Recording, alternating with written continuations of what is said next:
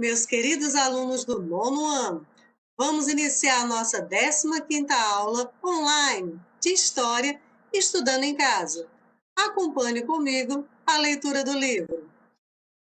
Hoje nós iremos entrar na unidade 4, a Segunda Guerra Mundial e a criação da ONU, página do livro 93. Leia comigo.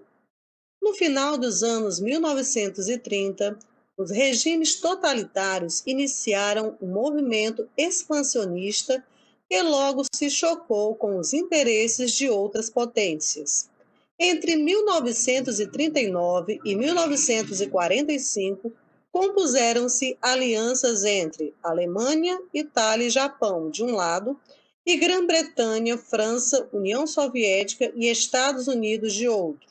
Os dois lados envolveram-se na maior guerra da história da humanidade, quando o conflito acabou. Foram firmados acordos de paz para estabelecer a ordem. Então, nessa unidade, né, a aula de hoje ela é uma introdução ao tema Segunda Guerra Mundial. Vamos ver aqui as nossas primeiras ideias. Lembrando que a seção Primeiras Ideias é uma visão daquilo que você já conhece. Então, vamos lá. Você já ouviu falar em campos de concentração e de extermínio nazistas? Com certeza vocês já devem ter assistido a algum filme que fale sobre a Segunda Guerra Mundial.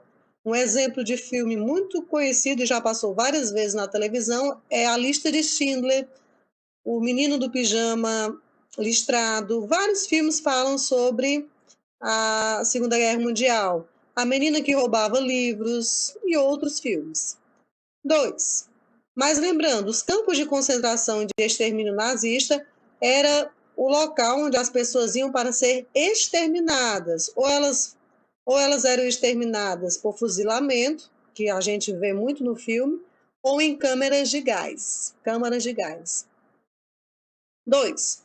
Que outras formas de resistência a população civil pode adotar em uma situação de guerra? Imagine que você está em uma guerra.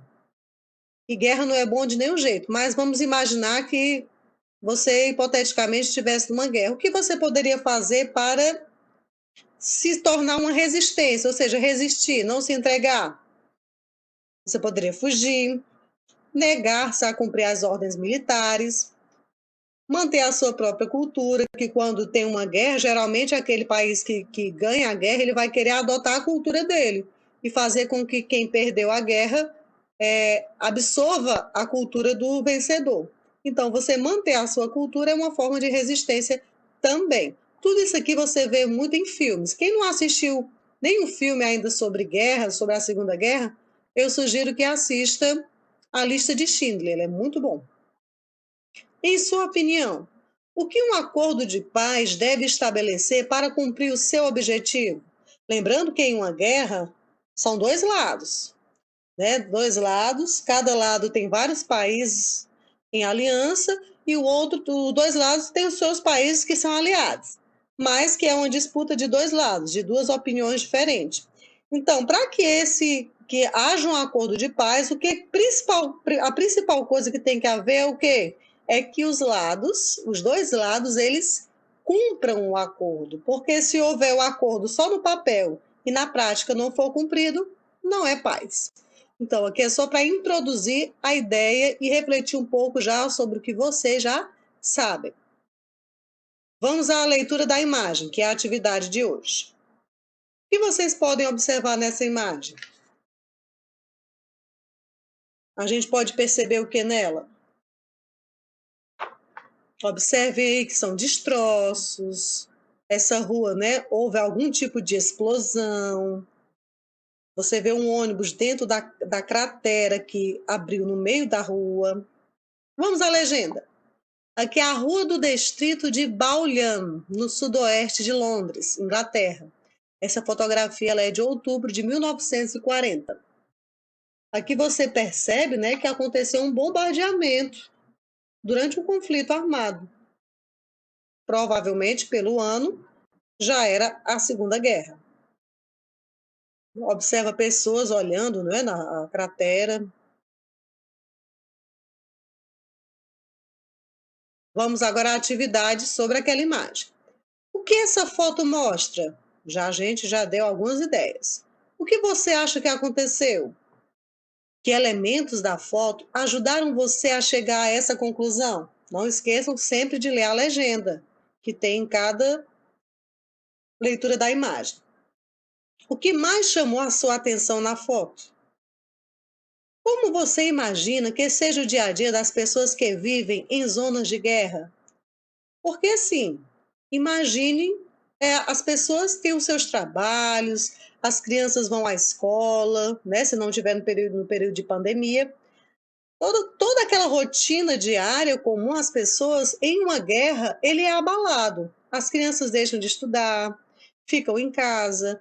Mesmo estando em casa, não tem uma segurança 100%, porque a qualquer momento pode acontecer um bombardeio na cidade. Ou seja, há uma instabilidade na questão da segurança e até da preservação da vida. Então, se coloque na situação de alguém que está em guerra. Graças a Deus aqui no Brasil nós não temos assim tantos conflitos assim armados e bombardeios, não. Já tivemos, é claro, algumas guerras civis aqui no nosso país, mas coisas mais no passado. Atualmente não, graças a Deus. Então você vai se colocar e imaginar como é o dia a dia dessas pessoas, de um adolescente da sua idade. O que será que ele pensaria sobre a guerra, sobre o que estaria acontecendo? De que maneira os conflitos armados suspendem o direito do cidadão de viver em paz? A guerra ela faz isso, ela suspende o direito da pessoa de viver em paz, o direito de ir e vir, suspende a liberdade, porque a pessoa vai viver amedrontada e em casa. Então, aqui é uma pergunta mais pessoal para você se colocar na pele de alguém, de um adolescente, de uma pessoa que esteja vivendo em uma guerra civil. Terminada a atividade, envie a foto para o meu WhatsApp. Não esqueça de escrever as perguntas e as respostas de caneta preta, azul ou vermelha para que fique melhor a correção e visualização através do celular ou do computador. Essas atividades são de extrema importância para garantir suas notas e o sucesso, principalmente da sua aprendizagem. Conto com o empenho de cada um de vocês e mais uma vez eu finalizo o Estudando em Casa.